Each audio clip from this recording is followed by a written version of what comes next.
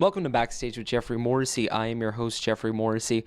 It's not often that I meet someone who is as big of a fan of political advocacy and vocal harmonies as me, but today I think I might have met my match. My guest today is Chadwick Stokes. He is the lead singer of Dispatch, the lead singer of State Radio, and releases music, of course, under his own name, Chadwick Stokes. Chad, thank you so much for taking the time today. Yeah, nice to be here with you. So we're here at an event for Calling All Crows. It's the charity that you and your wife, Sybil, founded in 2007. You guys have been able to work on a variety of issues, but today we're gathered here for a Train the Trainer event where we're learning some skills that we can use to be active bystanders in situations of sexual violence or harassment, especially in concerts or other spaces in the music industry. And we'll get to how that'll be relevant a little bit later on in the interview. But for you, with Calling All Crows, is that passion for activism and advocacy, is that always been there, or is that something that you developed later in life? How did you fall into becoming an activist? One thing that was a constant on the turntable growing up was the musical Hair, which is basically a musical from the about the late '60s, written in the '70s, early '70s, about the Vietnam War and the protests that was happening in this country, and I grew up to that point, we listened to the Beatles growing up, whatever, but then to hear music that was also married to a movement, I couldn't imagine. It was just so powerful. And I think I've always gravitated towards the political side of Bob Dylan or Rage Against the Machine, and so I just love the intersection of music and politics. I think it's always kind of turned me on. Well, nice, and that is evidenced in the new single "Dear Congress," inspired by the sort of recent events, I'm assuming, in terms of gun violence. So for you, is inspiration for a song like that, is that something that's immediate, like you see one of the more recent shootings and that's what sparks it, or do you ruminate on this for a while then come up with it? How does that work for you? That one, songs come in different ways and at different speeds. Some kind of marinate for years. And this one was when I was with Dispatch. We were recording out just north of San Francisco, and I think I was on Twitter and reading for the first time the amount of money certain Republicans who also gave their thoughts and prayers to gun violence victims and their families. So I was reading so-and-so. This is what so-and-so who wrote, "Oh, my thoughts and prayers are going out to those from San Bernardino," or whatever. And then under that, it was like, this person has received $30,000 from the NRA. So it was the first thing I was like, wow. It was just very succinctly, like Twitter does, kind of hitting me saying, wow, that's so fucked up. I can't believe that. Here's a great example of people paying this lip service, but not doing anything, not doing their job, which is, represent its constituents. And part of that is doing what's healthy and safe for their constituents, and they're not doing that. So I started working on this, kind of in my room in the studio. And then the next day was the shootings in Texas. And I was like, oh my God, I just started working on this, and now here it is, painfully relevant today more than ever. And then, so we finished that song, and then, it was mixed and mastered or whatever. And we're like, it was just going to be on the next EP or whatever we put out. And then when Stoneman Douglas, when the shooting at Stoneman Douglas down in Parkland happened, we were like, the song was basically, we had just mastered it, and we were like, let's not wait for the EP, let's just get this out and offer any help we can to the students of Parkland, and have money, continue to raise money for the Brady Foundation, which we had teamed up all fall And we'd been playing that song live all fall. We just hadn't released it, waiting for it to be mixed and mastered. And so we just kind of hurried it up and put it out as soon as we could. And I sent it to every congressman and with just a letter with the song and the video included. And, from some congressmen and women, sorry, I didn't say women before, congressmen and women, I got some great responses. And, just like some who obviously are on the same page with me and most of America, most of the United States, but and obviously didn't get responses from others. But it was it did feel like it was one of those things when we were playing the song this fall, where we were addressing something very crucial to the direction of this country and where we're going. And I also like that in the video, the viewer encounters those Twitter statistics the same way that you did for the first time, which is kind of creates a cool bond between you and the listener too. Yeah, I guess I never really put that together until this interview, but I first started working on the song because of basically the first incarnation of me getting that information. Mm-hmm. Well, and I have to imagine too that once you become a parent, issues like this and the issues that Calling All Crows have been working on must give you even more of an impetus to move forward and work to create, a safer world. Yeah, I think part of at least my writing or whatever is trying to get in those shoes and learn and try to feel what someone else might feel who is directly affected, because if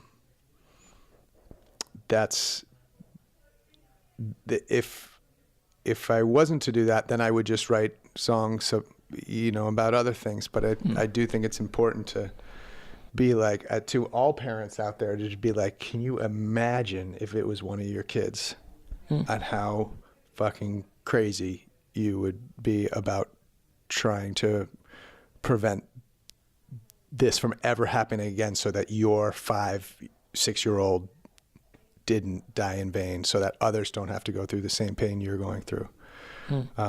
That would be, it was the same thing when Cindy Sheehan was camped out outside of George Bush's ranch. I think any parent who's lost someone in a situation where they feel like it could be prevented will do anything to prevent it from happening down the line. So just the pain that those parents must feel every day, and now the parents of those in Parkland who died, their lives are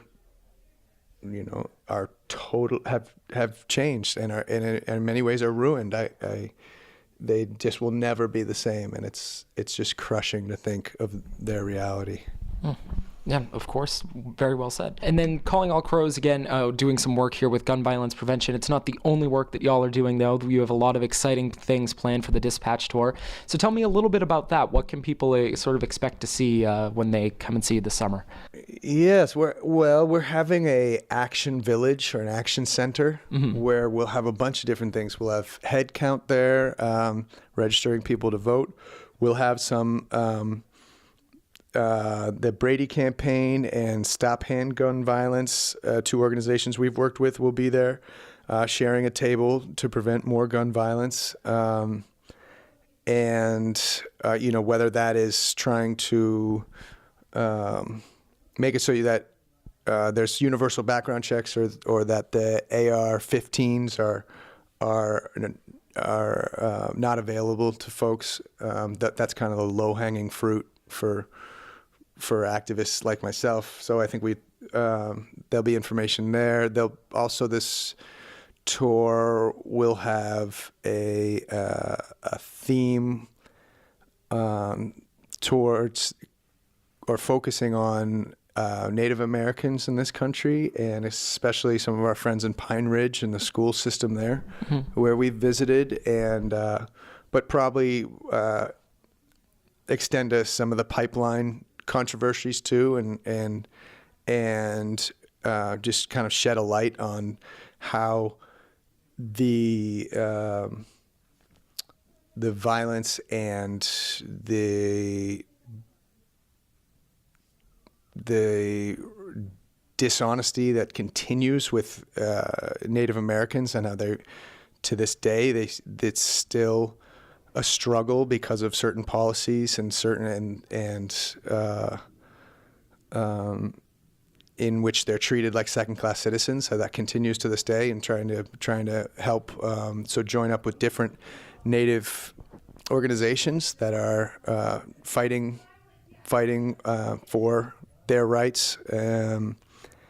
And with that, we'll have a Pine Ridge Band is opening up many of the shows, called Scatter Their Own. And then NACO and Medicine for the People are our main support. So there'll be a Native bent at the Action Center, and as well on the tour and stuff. And also probably a mental wellness part of the tour, as not part of the tour, but part of the Action Center. In which, like whether it's suicide hotline or something like that, so that it's seen as kind of like, we just want the venues to be kind of sanctuaries where people feel safe, and especially the Action Center, where people want to get involved, or if people are having issues with anything. We are, coming off of what you and I did today, we will be training the staff at each venue about sexual harassment, and so that throughout the venue, people are, we have volunteers keeping their eyes open so that people feel safe, and that if something is going wrong, the skills and tools are there to stop it. And one of the things I love so much about Calling All Crows and the work that y'all do is that there are so many different distinct causes that you're able to sort of chip away at and give something to. So how do you guys pick what will go into the center? How do you guys pick what issues you'll be working on? Some of it is what from Brad from Dispatch, what he's interested in, and what he and I have been aligned for a long time as far as standing with our friends, our Native friends, and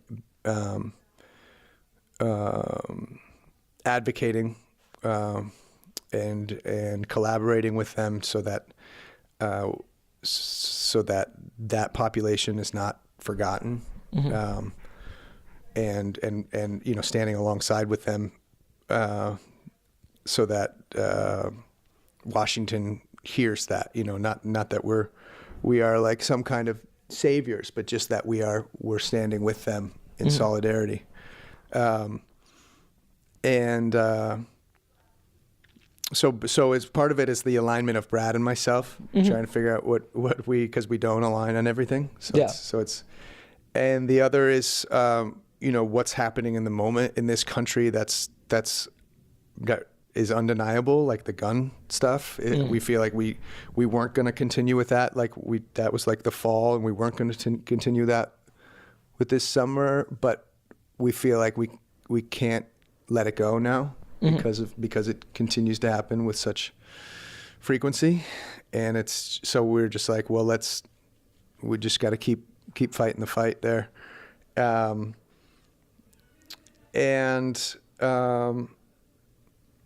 guess the sexual harassment is something that's also like the culture is changing too. So we we want to pick up on the momentum that the Me Too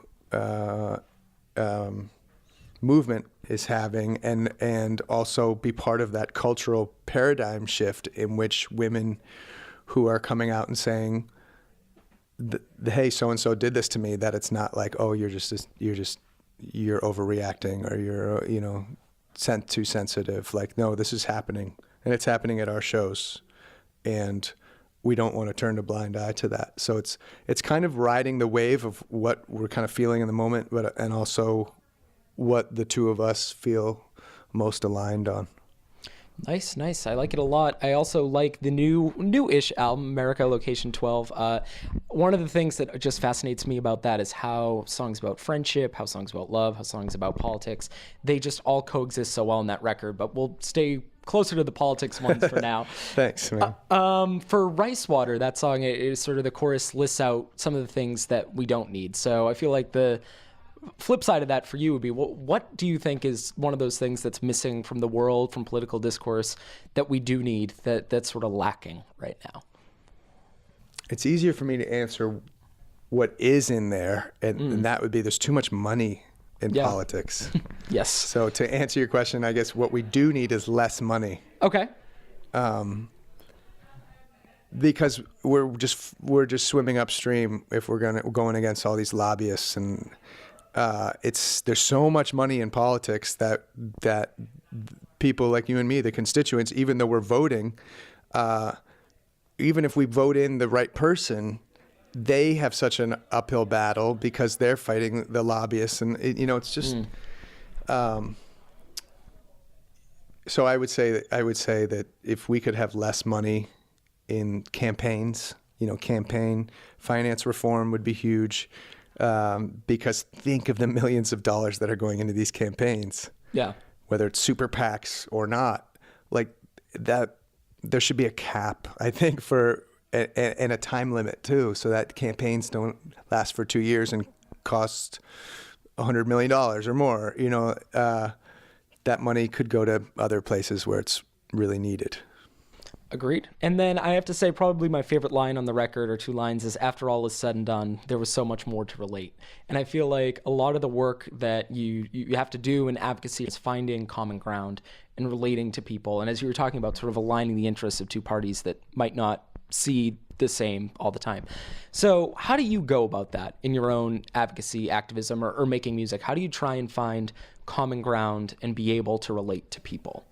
Well, I think, I kind of run in a circle with musicians and people who come to shows that more or less are in the same boat with me. There is that occasional fan that will be like, I like your music, I hate your politics. And definitely with the gun stuff is so divisive. Probably the most divisive thing we've ever thrown out there, at least Dispatch, who dispatched state radio, ruffled some feathers with a bunch of things, but I feel like Dispatch has always been pretty positive and pretty, like not too divisive. And the gun stuff really, people have such a strong reaction on both sides. And so even when we'd put up a Twitter or Instagram thing, then the comments, usually there's like a back and forth, and it's not like it's an intelligent back and forth, but it is, there are really strong views on both sides. And I think for me, and with the election of Donald Trump, things have gotten really divisive. So, that's just the way it is. I'm not super concerned with like, I'm so upset by his election still. And what he's doing, that I'm not really in the mood, the unifying mood, I guess. I'm kind of pissed I'm pissed at myself, and I'm pissed at my initial reaction is pissed at the people who elected him, but it needs to go deeper, and maybe this is where the unifying is. It's like, what led us to electing someone like him?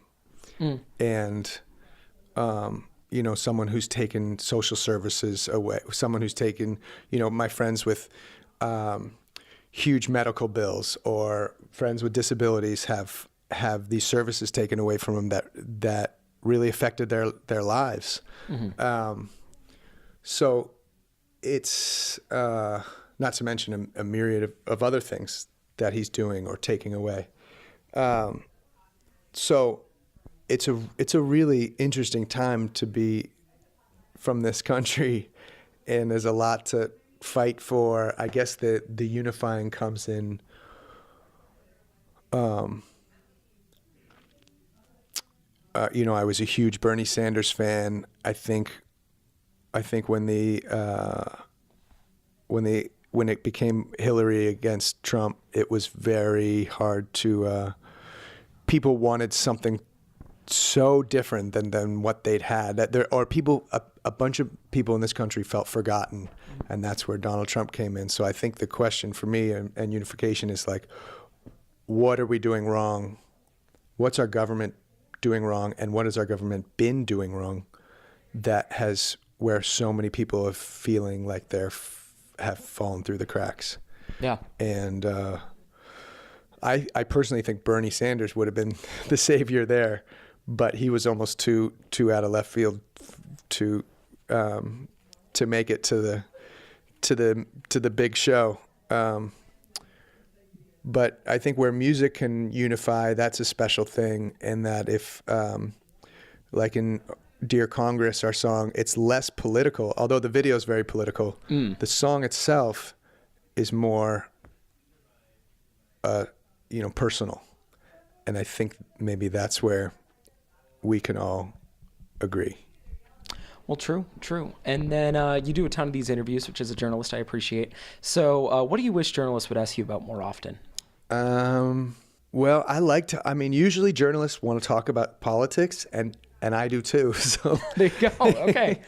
It's fun to talk about the music, and it's I read somewhere like no artist will ever begrudge talking about his or her own music. Like, of course, that's like there are harder things to do than talk about your own, creative endeavors, because it's fun to talk about something you've put in a lot of work on. But I think talking about politics, and I think for me it's a little bit less of what I want. Like, I don't have an agenda with the song, but the song helps me express my own angst or sadness. So it's I don't kind of sit down to write a song hoping that it'll do X, Y, and Z. I just write it because it helps my own sanity in terms of trying to grapple with my own feelings. I gotcha. Makes sense to me. And I feel bad. I feel like we've talked all doom and gloom, but let's end on a good note. What are you listening to right now? What are some things that our listeners can check out? I like a band called Big Thief. Oh my God. I think at this point, people probably think Adrienne pays me because I plug them pretty much every interview. They are so good. Yes, agreed. So they opened up for us. Really? They opened up for my solo band a few years ago, and Adrienne didn't even have a name. They're like, "Yeah, we're gonna." I was like, "What do you guys want to be called?" Because they just decided on Big Thief to be their name, and so I just think she's awesome, and Buck and the whole band. So a big fan of them. I was listening to a band called Fruition the other night out in Somerville. Went out to see them. They were really good. They're from Portland, Oregon. And we listened to a lot of Nick Drake, Pandora. Okay, there you go. That gets you a good mix. So that gets a pretty good mix. You get some Elliott Smith coming in there, and it's something both my wife and I like, and we don't agree on everything. So it's not that you hear Big Thief or Fruition on that, but I'm getting there's some good tunes that, you get City and Color coming through there. And I was listening to the Pogues on the way in. Oh, yeah. I did my Pogues yesterday for St. Patrick's Day. If you like Elliott Smith, Julian Baker, that as well. Yeah, okay, I have heard her. And I feel like we could do this all day, but we got a room full of people outside of us, so I'll end it here. My guest today has been Chad Stokes of Dispatch State Radio. Listen to Dear Congress, and if you're not listening to America, Location 12, damn it, you should be. Chad, thank you so much for the time. Thanks, Jeff.